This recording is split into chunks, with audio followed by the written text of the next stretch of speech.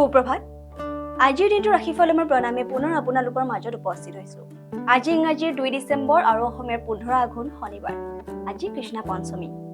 আজি গৰ্ভাধান আৰোগ্য স্নান আদিৰ দৰে শুভ কৰ্ম কৰিব পাৰে।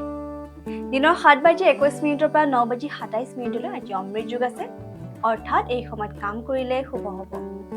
দিনৰ 3:14 পৰা 4:36 কোনো শুভ কৰ্মত হাত নিদিব, কিয়নো এই সময়ত কালবেলা যুগ আছে। আজি কাৰোবাৰ আদ্য ঋতু হলে 7 দিনীয়া কান্তা যুগ ধৰা হ'ব আৰু আজি কাৰোবাৰ মৃত্যু হলে এপদ দুখ পাব। এতিয়া চাও আহক আজিৰ দিনটোৰ ৰাশিফলসমূহ।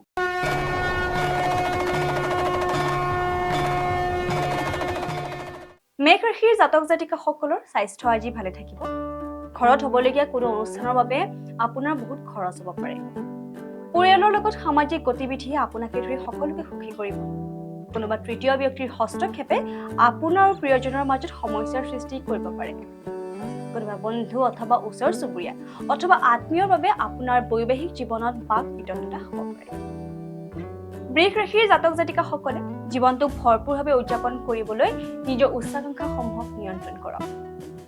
বিবাহিত দম্পতীসকলৰ আজি সন্তানৰ শিক্ষাৰ বাবে ভালেখিনি অৰ্থ খৰচ কৰিবলগীয়া হ'ব পাৰে।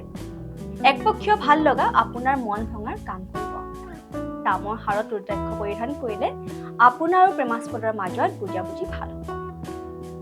মিথুন ৰাশিৰ জাতক জাতিকাসকলে আজি আপুনি খেলা ধূলাত অংশগ্ৰহণ কৰিব পাৰে, যিয়ে আপোনাক সুস্থ কৰি ৰাখিব। বাকী থকা ধন আপুনি ঘূৰাই পাব আৰু আপোনাৰ বৰ্তমানৰ অৱস্থাত শুধৰণি আহিব।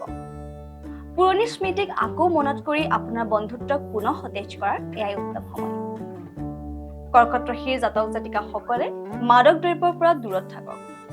দীৰ্ঘৱধি লাভৰ বাবে ষ্টক বা মিউচুৱেল ফাণ্ড ইত্যাদিত বিনিয়োগ কৰক। আপোনাৰ প্ৰেমত আজি আপুনি সমৰ্থন নাপাবও পাৰে, গতিকে জীৱনসংগীৰ পৰা অধিক আশা আকাংক্ষা কৰাটো আপোনাৰ বৈবাহিক জীৱনটো হতাশাৰ পিনে ঠেলি দিব পাৰে। লগতে যান বাহন চলোৱাৰ সময়ত অধিক সাৱধান হোৱাটো দৰকাৰ, নহলে বেলেগৰ ভুলৰ বাবে আপোনাৰ ক্ষতি হ'ব পাৰে। সিংহ ৰাশিৰ জাতক জাতিকাসকলৰ আজি কোনোবাই আপোনাৰ পৰা আৰ্থিক সহায় বিচাৰিব পাৰে আৰু তেওঁলোকক সহায় কৰি আপুনি আৰ্থিক বিপদত পৰিব পাৰে। ঘৰুৱা জীৱন সুখী আৰু সন্তুষ্টিৰে ভৰা হ'ব। প্ৰেমৰ দৃষ্টিকোণেদি চালে আজিৰ দিনটো আপোনাৰ বাবে বিশেষ বুলি প্ৰমাণিত হ'ব। কন্যা ৰাশিৰ জাতক জাতিকাসকলৰ আজি আপোনাৰ বিশ্ৰামৰ বহুত প্ৰয়োজন, লগতে ঘনিষ্ঠ বন্ধু আৰু আত্মীয় তথা পৰিয়ালৰ সদস্যৰ লগত অলপ সময় অতিবাহিত কৰাটো জৰুৰী। দিনৰ দ্বিতীয় প্ৰহৰত আপোনাৰ আৰ্থিক লাভ হ'ব পাৰে।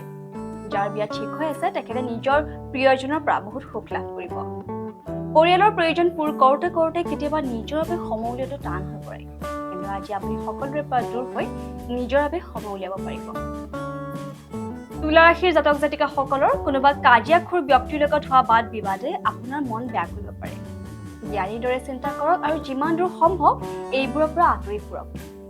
সন্তানৰ পঢ়া শুনাৰ ওপৰত ধ্যান দিয়ক আৰু ভৱিষ্যতৰ যোজনাৰ ওপৰত পৰিকল্পনা কৰাৰ প্ৰয়োজন আছে। এই ৰাশিৰ বয়সীয়া লোকসকলে আজি খালী সময়ত পুৰণি মিত্ৰক লগ কৰিবলৈ যাব পাৰে। বৃশ্চিক ৰাশিৰ জাতক জাতিকাসকলৰ নিজৰ শক্তি আৰু ঊৰ্জা আনৰ সহায় কৰিবলৈ ব্যৱহাৰ কৰক। ঘৰৰ পৰিৱেশত অলপ সালসলনি অনাৰ আগতে গোটেই পৰিয়ালৰ মতামত জানি লোৱাৰ চেষ্টা কৰক।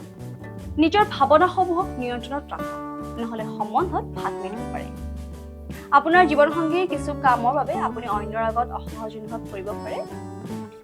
ধনু ৰাশিৰ জাতক জাতিকাসকলৰ আজি নিজৰ স্বাস্থ্যৰ যত্ন ল'বৰ বাবে আপোনাৰ হাতত পৰ্যাপ্ত পৰিমাণৰ সময় থাকিব। আজি আপুনি জীৱনত পইচাৰ মূল্য বুজি পাব।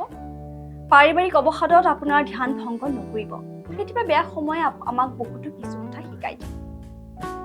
মকৰ ৰাশিৰ জাতক জাতিকাসকলে কাৰোবাক কথা দিয়াৰ সময়ত আৰু বিত্তীয় লেনদেন কৰাৰ সময়ত সাৱধান থাকক।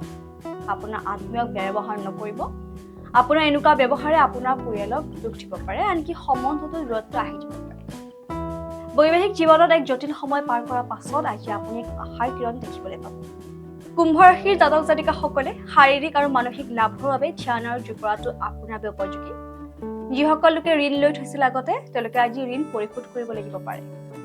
ব্যস্ত দিন এটা অতিবাহিত কৰাৰ পাছতো আজি আপুনি নিজৰ বাবে সময় উলিয়াবলৈ সক্ষম হ'ব। মীন ৰাশিৰ জাতক জাতিকাসকলে নিজকে অধিক আশাবাদী কৰাৰ বাবে প্ৰেৰিত কৰক। ইয়াৰ ফলত আপোনাৰ আত্মবিশ্বাস বৃদ্ধি হোৱাৰ উপৰিও আপোনাৰ নকাৰাত্মক মনোভাৱ কমি যাব। আজি মানুহে আপোনাৰ বহুত প্ৰশংসা কৰিব, যি আপুনি শুনিব বিচাৰি আছিল। লগতে জীৱনসংগীৰ স্বাস্থ্য আজি অলপ বেয়া হলে ঢাল খাব পাৰে। গতিকে দিনটো ৰাখিব আজিলৈ ইমানেই। কাইলৈ মই পুনৰ আহিম আমাৰ এই শিতান, য'ত মই আপোনালোকক জনাম যে আপোনালোকৰ দিনটো কেনেদৰে যাব। সকলোৰে আজিৰ দিনটো শুভ হওক।